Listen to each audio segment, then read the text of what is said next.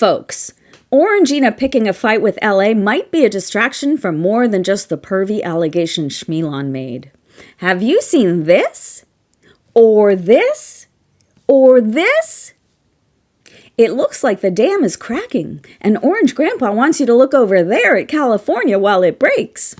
Get this. In the lead up to the 2024 presidential election, a private lab called ProVNV quietly performed sweeping changes to voting machines used in more than 40% of U.S. counties. No one told the public. No one reviewed the updates. No one verified the results. Watchdog group Smart Elections immediately flagged the suspicious updates, but by then it was too late. After the election, Smart Elections called attention to missing votes and statistical anomalies, suggesting potential vote tampering. Now, a lawsuit is moving forward, challenging whether Kamala Harris may have actually won. In Rockland County, New York, several voters testified under oath that their ballots didn't match the official results. In multiple Dem-leaning areas, Harris's name was missing from the top of the ballot entirely.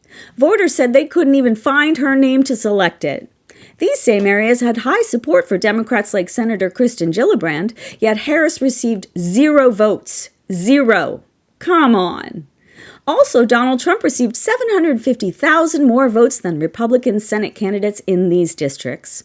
Last month, a New York Supreme Court judge ruled that discovery must proceed, pushing the lawsuit into the evidence-gathering stage. The lawsuit seeks a full-hand recount of the presidential and U.S. Senate races in Rockland County. Okay, folks. I hated that the election was obviously sus and we didn't talk about it. There were at least 227 bomb threats at targeted polling locations, election offices, and tabulation centers on Election Day and the days after, but we glossed over it. We didn't want to look like them. Orangina won every swing state, but we didn't talk about it.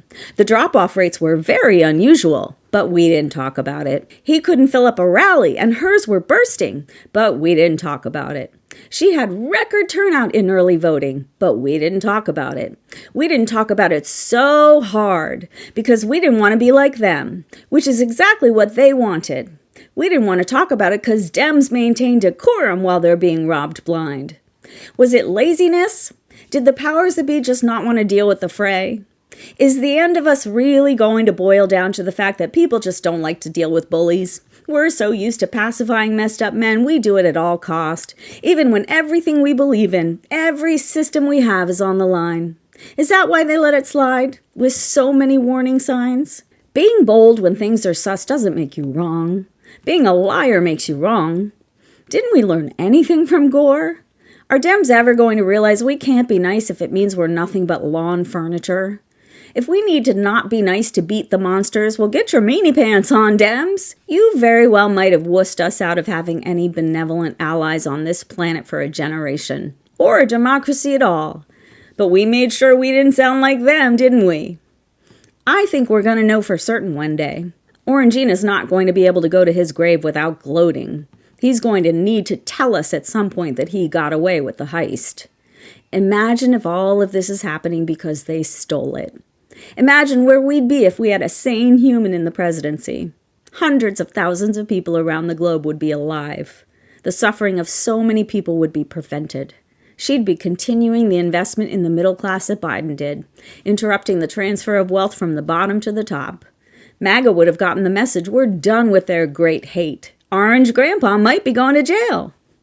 People said our elections are secure. There's no way they could have messed with the machines. Really? Funny, because I thought our Constitution was secure too. I thought our rule of law was secure.